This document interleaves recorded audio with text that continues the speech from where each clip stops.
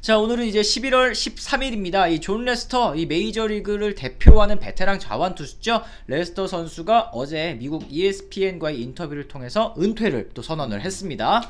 ESPN과의 인터뷰에서 자연스러운 일이다. 체력적으로 점점 힘들어지고 있었다. 이렇게 말을 했습니다. 몇 시즌 동안 있었던 작은 일들이 점점 경기력을 방해하는 큰 일들로 변했다라고 얘기를 했는데, 뭐 이제 나이를 어느 정도 이제 먹다 보니까 예전에는 이제 극복할 수 있었던 일들이 점점 이제 극복하기 어려운 일들로 변했다라고 이제 얘기를 했습니다. 다른 이들이 내게 더 이상 뛸 수 없다고 말하는 것을 원치 않고 내 손으로 이제 유니폼을 넘겨주면서 고맙고 즐거웠다고 말하기를 원한다. 박수 칠 때 본인 그렇죠. 떠나고 싶다 이런 얘기를 또 한 거죠. 더 추운 더 추워지기 전에 은퇴를 또 선택을 했습니다. 요새는 이런 은퇴가 참 많은 것 같아요. 쿨하게 또 이제 은퇴를 하네요. 레스터가 어쨌든 만으로 38, 뭐 이제 40에 가까워지는 나이긴 하지만 어쨌든 미련 없이 뭐 FA 다른 팀을 찾을 게 없이 좀 은퇴를 선택을 했다는 거. 네, 뭐 메이저리그 통산 16시즌 동안 452경기 2740이닝 200승 117패 평균 자책점 3.66을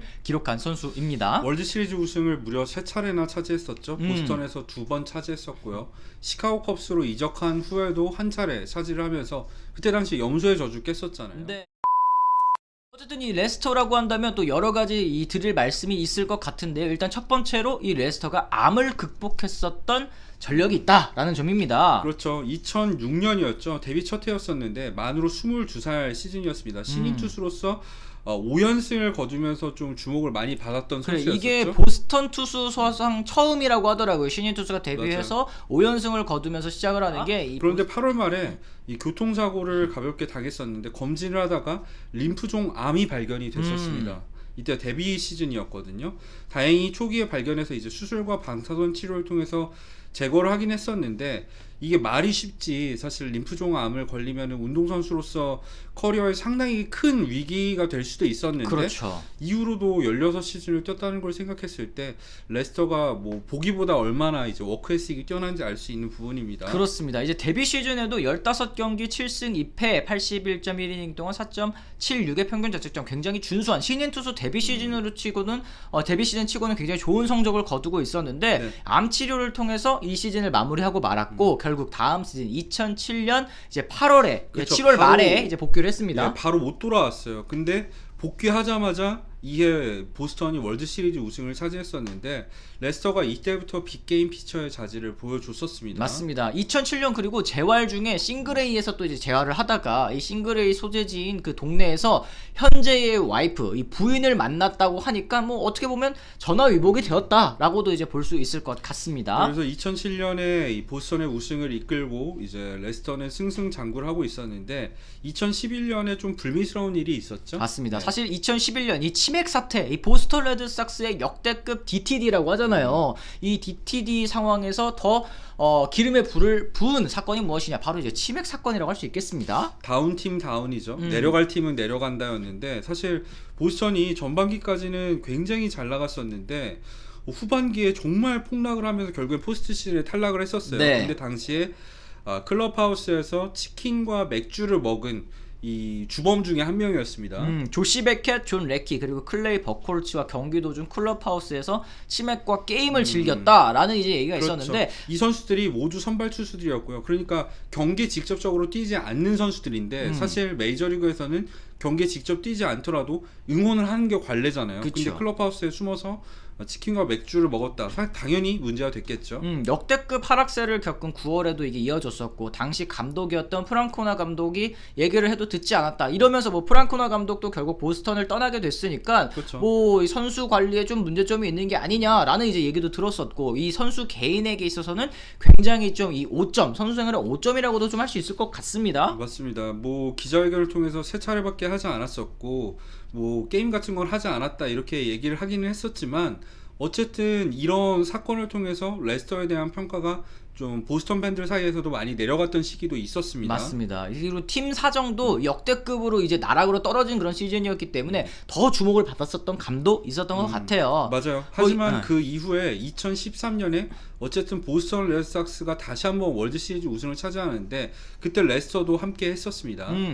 이미 에이스로 발돋움을 했었던 선수이고 이때 팀 사정이 너무 좋지 않았기 때문에 욕을 많이 먹었지만 이후에 어쨌든 성적으로 보스턴 팬분들의 마음을 돌리는 데 그렇죠. 성공한 이 레스터였어요. 이제 FA를 앞두고 본인이 이제 홈 디스카운트 할 생각도 있다 이렇게 얘기를 했었는데 그걸 들은 이제 보스턴 프런트가 좀 약간 자존심이 상할 만한 제시를 합니다. 그렇죠. 4년 동안 7천만 달러를 제시했었는데 이후에 레스터가 받게 되는 돈 생각했을 때 진짜 한참을 미치지를 못했죠. 그렇죠. 왜 이런 계약을 제시했는지는 뭐 다양한 추측들이 있습니다만 이건 보스턴이 레스터를 잡을 생각이 없었다고밖에 보이지 않습니다. 뭐 훗날 얘기하기로는 팔꿈치 상태에 좀 의구심이 있었다라는 얘기도 있었는데 이 4년 7천만 달러라고 한다면 지금 이 레스터가 홈 디스카운트를 해줄게라고 이제 생각을 하고 그렇죠. 생각했던 이 마지노선이 호머 베일리 선수의 계약이었대요. 베일리보다 당연히 존 레스터가 한 단계 윗급의 선발 투수였는데 그렇죠. 레스터가 6년 1억 500만 달러를 받았으니까 야 이것보다 자기는 1달러만 더 받아도 베일리, 한다. 베일리가 1억 500만 달러를 받았었죠. 네, 베일리가 6년 1억 500만 달러를 받았는데 이것보다 조금 더 받으면 자기는 계약하겠다라고 이제 얘기를 했었는데 이것조차도 맞춰주기가 맞아요. 싫어했다고 하는 거니까 좀 레스터에게 있어서는 좀 이 충격이었을 것 같다. 네, 더군다나 2014 시즌 본인이 커리어 하이를 결국에는 기록을 했거든요. 그런 상황에서 세스페데스와 트레이드 되면서 오클랜드로 이적을 하게 되죠. 네. 평균 자책점 2.46을 찍었는데 이게 본인 커리어 처음으로 있었던 일입니다. 아메리칸 리그 동부지구에서 2점대 평균 자책점 찍었다는 건 진짜 대단했었죠. 대단한 일입니다. 이때 기억이 나요. 저는 컷 패스볼도 새로 장착을 했었고 이제 패스볼과 슬라이더의 뭐라고 해야 될까 터널링 구간을 이용한 좋은 성적을 거둘 수 있었던 비결이라고 평가를 받았었죠. 네, 보스턴에서만 9년 동안 110승 63패 ERA 3.64를 기록을 했는데 아메리칸 리그 동부지구가 사실 엄청난 친화 지구잖아요. 그렇죠. 타자들이 정말 득세를 하는 그런 지구인데 이런 지구에서 꾸준한 성적을 기록한 에이스에 대한 예의는 아니었다라는 이제 생각이 좀 드는 것 같습니다. 그래서 2014년에 어쨌든 오클랜드로 시즌 중반에 이적을 하잖아요. 그래서 이적 후에도 뛰어난 활약을 펼칩니다.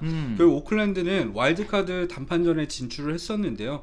캔자스 시티와의 단판전이었었죠. 근데 이때 레스터를 오클랜드가 영입한 이유 빅게임 피처다 이거잖아요. 가을 야구 계속 이제 막 벌랜더한테 부딪혀가지고 떨어지니까 우리 가을 야구 좀 더 높은 곳으로 끌어올려줘라고 이제 레스터를 영입을 했죠. 네. 대표적인 빅게임 피처였기 때문에 근데 이 와일드카드 단판에서 7.1이닝 6실점을 했어요. 6실점이지만 이걸 또 고지고대로 받아들이면 안 되는 이유가 있기는 합니다. 그쵸. 일단 주전포수인 데릭 노리스가 이미 팔꿈치 부상으로 2루에 거의 송구를 할 수 없는 상황이었습니다. 그쵸. 거기다가 스윙하는 도중에 이 상대 선수가 스윙하는 그 배트에 엄지손가락을 맞아가지고 맞으면서 더 그 송구가 안 경기에서 좋아졌고. 송구를 할 수 없는 그런 상황이었다고 해요. 맞습니다. 그러다 보니까 도루 허용이 굉장히 많았었는데 뭐 이거는 레스터가 견제 능력이 좀 안 좋은 선수잖아요. 이따 얘기하겠지만 그런 부분들도 있었지만 어쨌든 수비에서 굉장히 실책도 많았고 레스터로 경기를 오래 끌고 가려다 보니까 무리한 감이 있었어요. 그런 상황에서 주자를 쌓아놓고 내려갔을 때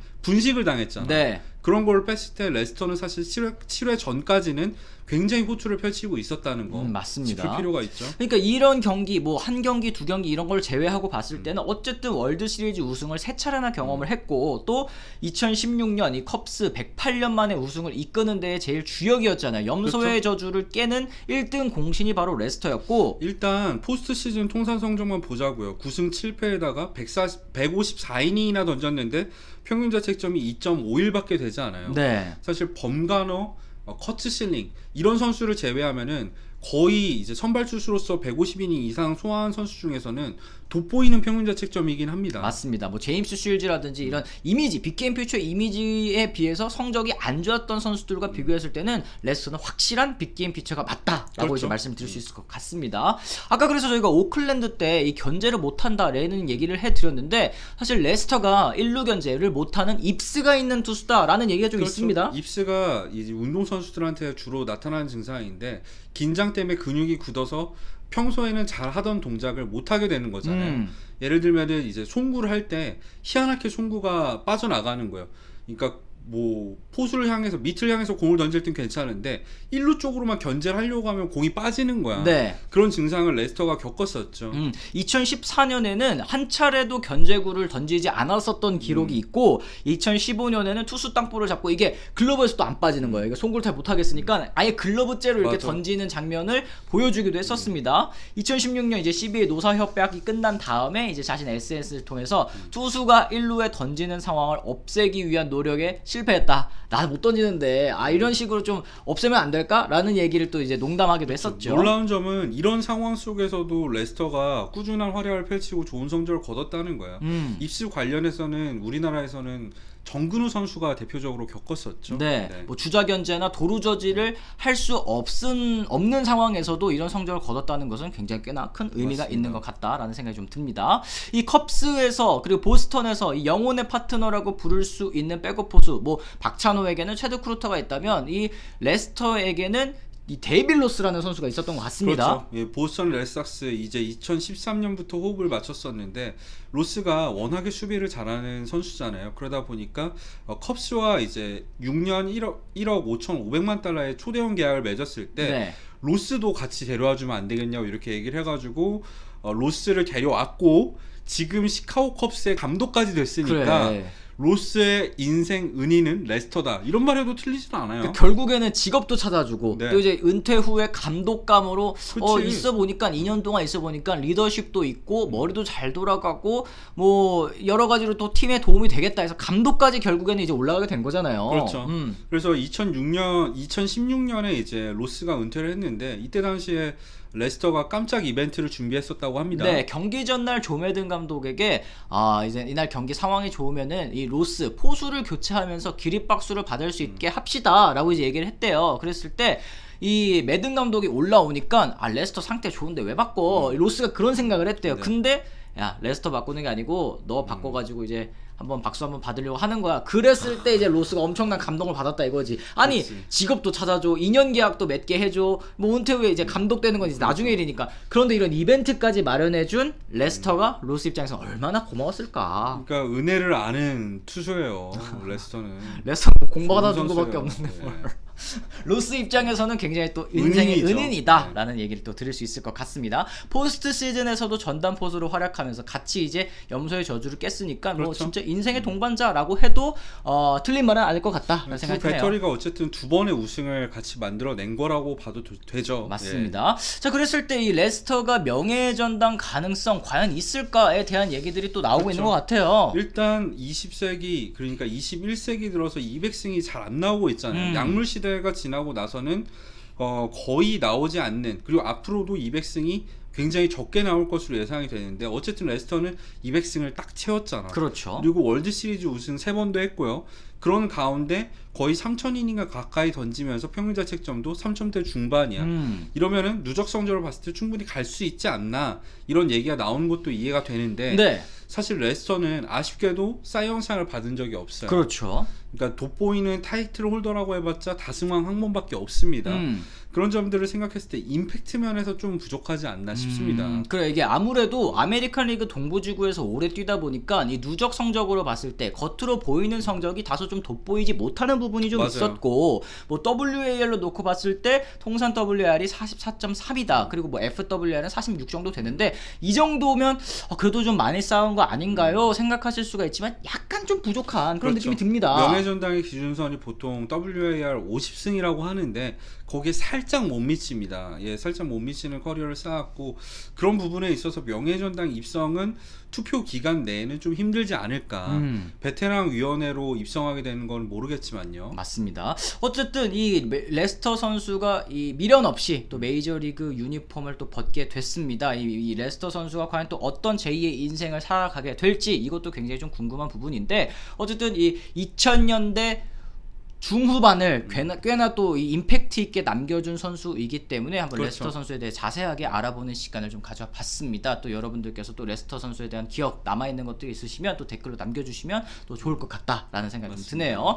자, 이렇게 해서 저희가 오늘 이 레스터 선수에 대한 컨텐츠 준비한 것은 좀 여기까지고요. 저희는 또 내일 또 다른 컨텐츠로 다시 돌아오도록 하겠습니다. 지금까지 시청해주신 분들 모두 감사합니다. 고맙습니다.